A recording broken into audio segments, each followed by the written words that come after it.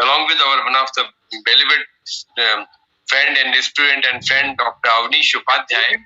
So he is very much with us, and at present he is posted here in our Rishikul Ayurvedic Pharmacy, which is having its great history, say more than 50 years or so.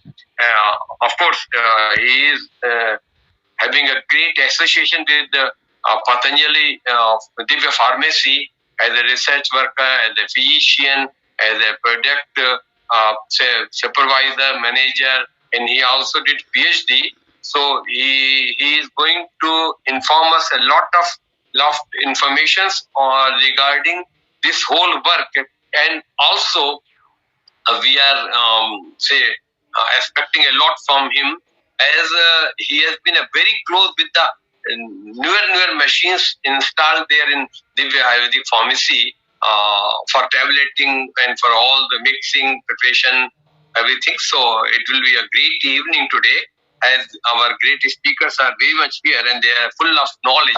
And Dr. Avnish Upadhyay is not only having that much experience, but also having the food park Padartha section, and that unit was also been well observed and supervised. So we are interested, and we would like to love the information he is going to present on today evening, and it's our pleasure to appreciate him and to listen him. We welcome and we invite Dr. Avnish Upadhyay to join this platform and proceed with his presentation. Thank you. इस कार्यक्रम के organiser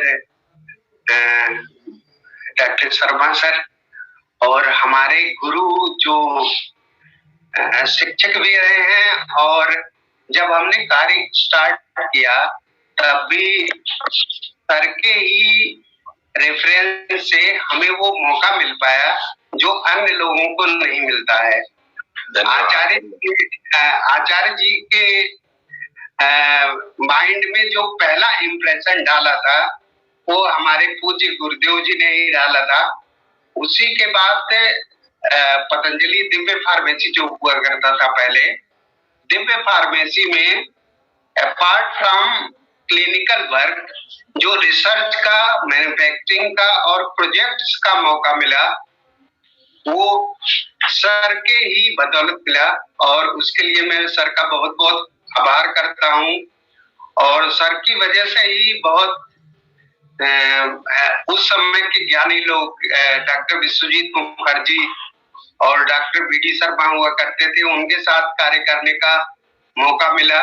Ayurveda की drug manufacturing और allopath की drug manufacturing में मूलभूत difference है। किसी भी चिकित्सा पद्धति की सफलता के पीछे सबसे मूल जो वस्तु होता है वह मेडिसिन होती है, औषधि होती है। और औषधि द्रव्य की कारगर यानी इफिकेसी से ही हम किसी चिकित्सा पद्धति को आगे बढ़ा सकते हैं और उसके प्रति लोगों का फेथ डेवलप कर सकते हैं। आयुर्वेद में पंचविध कषाय कल्पना का वर्णन है। हम अगर वैदिक लिटरेचर में देखें तो वैदिक लिटरेचर में भी हमको बटी का रेफरेंस मिलता है, उसमें भी मोदक का और मणि नाम से वर्णन मिलता है। और फिर उसके बाद आयुर्वेदिक लिटरेचर में सबसे पहले आचार्य सांधर द्वारा बटी कल्पना का एक सेपरेट चैप्टर के रूप में वर्णन मिलता है।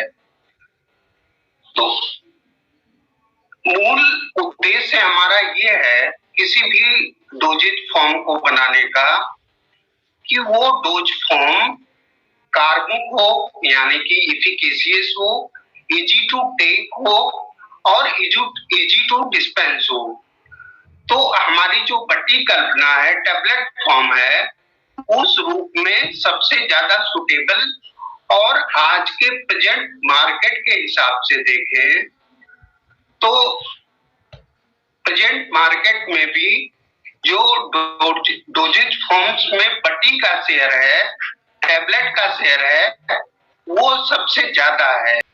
हमारे पुराने आचार्यों जो पहले के हमारे आदरणीय वैद्य लोग हैं, उन लोगों का प्रारंभ से ही ये मानना रहा है कि जो औषधियां पुराने विधि से यानी शास्त्रोक्त विधि से बनाई जाती हैं वो ज्यादा कार्मुक होती हैं, और जो मॉडर्न इक्विपमेंट से बनाई जाती हैं औषधियां वो कम कार्मुक होती हैं या उनकी कार्मुकता इफिकेशियस वो उतनी नहीं होती हैं।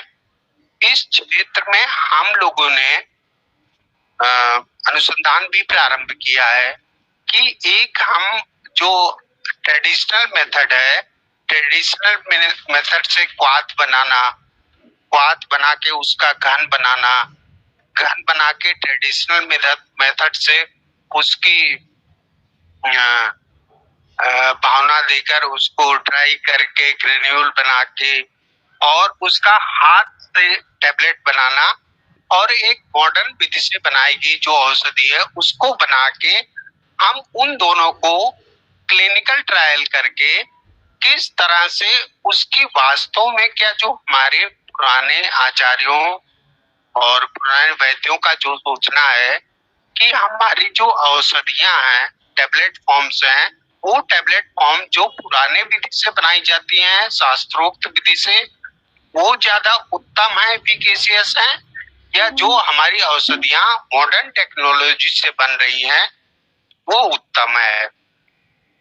विशेष रूप से अगर हम बात करें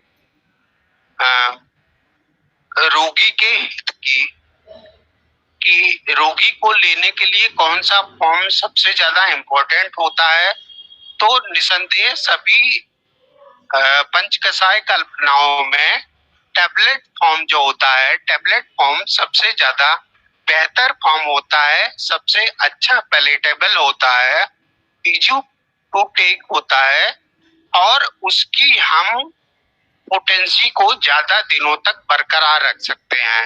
इस तत्व का प्रयोग हम एक शीत औषधि के रूप करते हैं। गुड़ची सत्व का प्रयोग कई औषधियां जो तेज होती हैं, मारक होती हैं, उनके साथ जब गुड़ची सत्व का प्रयोग किया जाता है तो उनका गुण शीतल हो जाता है।